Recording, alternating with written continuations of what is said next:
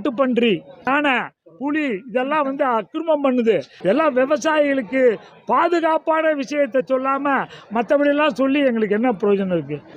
ஐயா, தமிழ்நாடு பட்ஜெட்டில் எங்களுக்கு லாபகரமான விலை கொடுக்கறதுக்கு தமிழக சர்க்காருக்கு அதிகாரம் இருக்கா?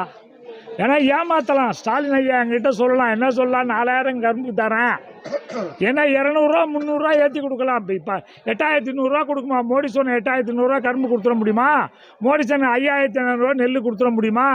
முடியாது. அதெல்லாம் காஸ்ட் அண்ட் ப்ரைஸ் கமிஷன் டெல்லியில் இருக்குது.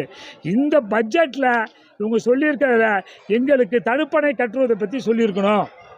எங்களுக்கு எல்லா இடத்துலையும் தண்ணி வேஸ்ட்டாக போய் கடலில் உழுந்து வெள்ள நீர், அதே இப்போ அங்கங்கே தடுப்பணை கதவணை கட்டுவதை பற்றியெல்லாம் எங்களுக்கு ஒன்றும் விவசாயிக்கு இல்லை.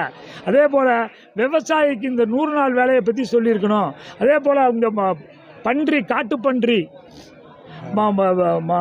மான், இது யானை, புலி இதெல்லாம் அக்கிரமம் பண்ணுது. அதை பற்றியெல்லாம் எங்கள் இதில் வரணும்னு பார்த்தா அதெல்லாம் ஒன்றுமே இல்லை.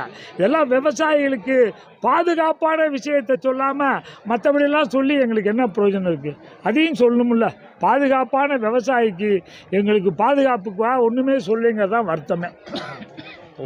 முடக்குவாதம், மூலம் உள்ளிட்ட நோய்களுக்கு சிறப்பு சிகிச்சை பெற ஸ்ரீவித்யா சித்தா மற்றும் வர்மா மருத்துவமனை, அரியலூர்.